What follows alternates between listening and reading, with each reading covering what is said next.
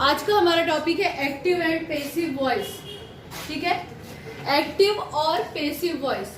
Voice क्या होता है actually? What we pronounciate, what we utter, हम जो बोलते हैं वो वॉइस है। क्लियर? कुछ भी जो भी बातें हमें बोलनी है उसको हम किसी न किसी स्टेटमेंट के थ्रू बोलते हैं। क्लियर? तो वो स्टेटमेंट या तो एक्टिव वॉइस में होगा या तो पेसिव वॉइस में होगा। अब आपको 10th स्टैंडर्ड की एग्जाम के according active and passive voice का नॉलेज होना बहुत जरूरी है। उसके अलावा जब आपको अपनी बातें बेहतर तरीके से बोलनी है, लिखनी है, for that need active and passive voice. Clear? तो सेंटेंस पता है, सेंटेंस के टाइप्स पता है। अब ये नया क्लासिफिकेशन आ गया सेंटेंसेस में ही, एक्टिव एंड पेसिव वॉइस। एक जनरल सा एग्जांपल मैं आपको दे रही हूँ। जब हम हिंदी में न्यूज वगैरह पढ़ते हैं या कभी माइक पे कोई बोल रहा है, एंकरिंग चल रही है, उस दौरान हम बात करते हैं तो ये बोला जाता है कि हमारे अध्यक्ष महोदय ने माला पहनाई, सरस्वती माता को माला पहनाई। ठीक है, और उसी चीज को मैं दूसरे वे में बोलती हूँ कि माँ सरस्वती की प्रतिमा पर अध्यक्ष महोदय के द्वारा माला पहनाई गई। दोनों में डिफरेंस दिखता है, सेम चीज होती है लेकिन डिफरेंस दिखता है। ठीक है, तो कौन सा बेटर है? इनके द्वारा पहनाई गई, ये चीज घुमा फिरा के उसी चीज को ऑर्नामेंटेड कर दी जा रही है। ठीक है, तो कभी कभी हमें आवश्यक हो जाता है, ये तो हमें ठीक है कि जरूरी नहीं था, लेकिन कभी कभी ये बातें आवश्यक हो जाती है कि वॉइस जो है वो चेंज हो जाए। ठीक है, चेंजेस क्या आता है देखते हैं। ये एग्जांपल आप देखो, फिर हम इसके साथ में चेंज देखेंगे कि एक्टिव और पेसिव वॉइस में चेंज क्या आता है। ठीक है, Ram sings a song. What is the second sentence? A song is sung by Ram. She was. I do not eat apples.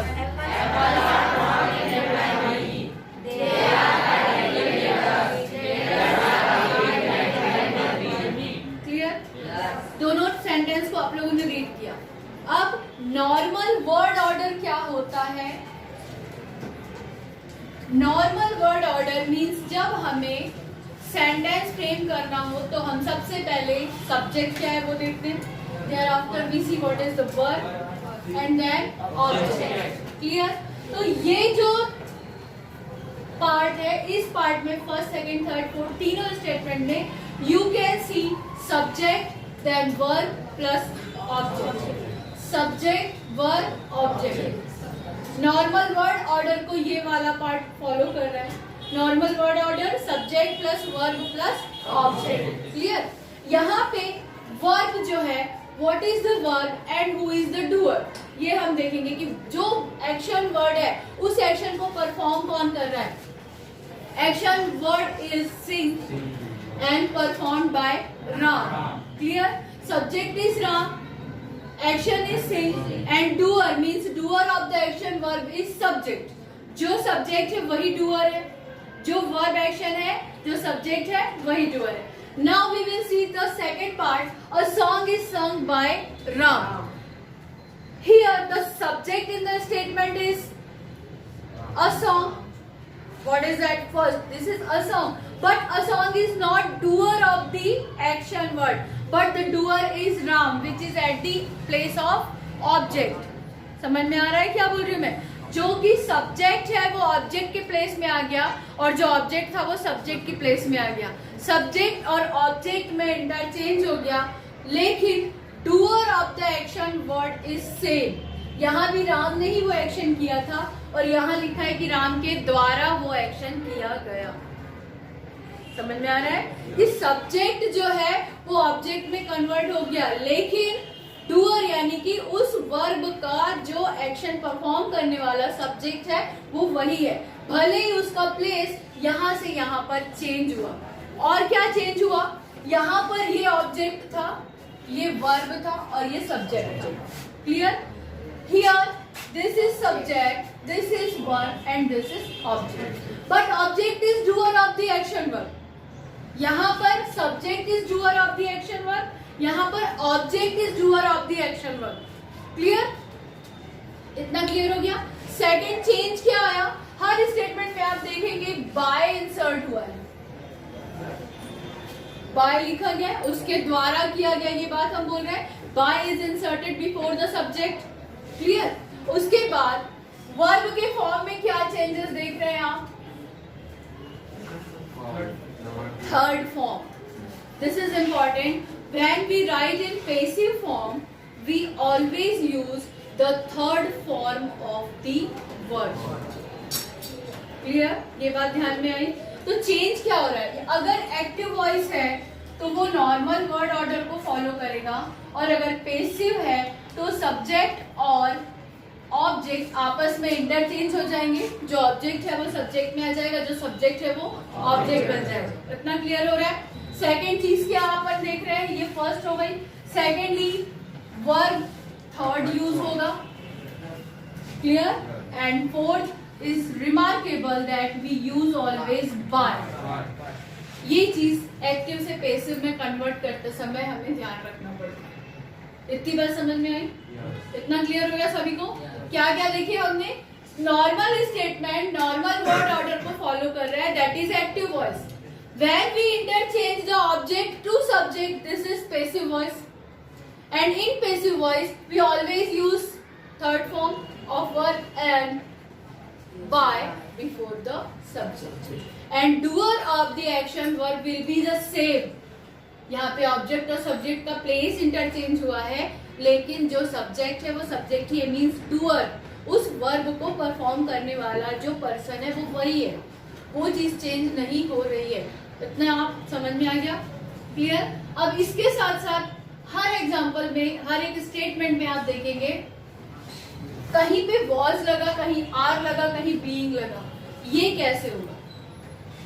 ये कैसे हुआ और क्यों हुआ? Why we changed in this pattern? Somewhere I wrote was he called her. Simple past tense. Simple past tense है. In any condition, when you are changing the voice, the tense should be remain same. जो tense इस active voice का है वही tense passive voice का भी होगा, clear? तो शी के साथ वॉज होगा और कॉल का कॉल्ड एंड बाय हिम। ही जो है वो हिम में कन्वर्ट हो रहा है। इस तरीके से चेंजेस होता है। इसका पूरा टेबल आपको प्रोवाइड किया जाएगा कि ही जो है वो हिम में कन्वर्ट हो रहा है, शी हर में कन्वर्ट होता है, दे देम में कन्वर्ट होता है। तो कब कैसे कन्वर्ट होता है ये पूरी बातें आपको डिटेल में एक्सप्लेन करेंगे। अभी आपको ये समझना है कि चेंजेस क्या क्या होता है। जब सब्जेक्ट ऑब्जेक्ट में जा रहा है, ऑब्जेक्ट की प्लेस में जा रहा है, तो उसमें थोड़ा सा प्रोनाउन वाला फॉर्म यूज करना पड़ता है, clear? I do not eat apples, I do not eat apples, tense is simple present tense. Simple present tense है तो यहाँ भी सिंपल प्रेजेंट टेंस होगा। Now what is the subject? Apples. Apples के according simple present tense में आ जाएगा are and then not eaten. जो स्टेटमेंट यहाँ पे डू नॉट है तो not eaten by me. I जो है वो मी में कन्वर्ट हो गया। इस तरीके से कन्वर्ट किया जाता है एक्टिव को पैसिव में। क्लियर हो गया इतना? अब इसके बाद आपको यहाँ पे देखो are writing continuous tense, they are writing present continuous tense है। तो यहाँ पे देखो वर्ब का हमने थर्ड फॉर्म यूज कर लिया जो कि पास्ट टेंस बताता है, लेकिन हमें यहाँ पे प्रेजेंट कंटिन्यूअस टेंस को मेंटेन करना है। क्या बोला मैंने कि whatever be this condition वो change will be in voice but not in tense. Changes किसमें होगा? एक्टिव से पैसिव में, लेकिन पास्ट का प्रेजेंट या प्रेजेंट का पास्ट या पास्ट का फ्यूचर नहीं होगा। जिस टेंस में सेंटेंस दिया है वही टेंस रहेगा, चाहे वो एक्टिव में हो चाहे वो पैसिव में। Clear? So what will be? They are writing letter. ये हो गया प्रेजेंट कंटिन्यूअस। राइटिंग का हमने लिख दिया रिटर्न, आर का आर लिखा, लेकिन अब इस आईएनजी फॉर्म को मेंटेन करना है हमें। उसको मेंटेन करने के लिए बीइंग लगा दिया जाता है। ठीक है?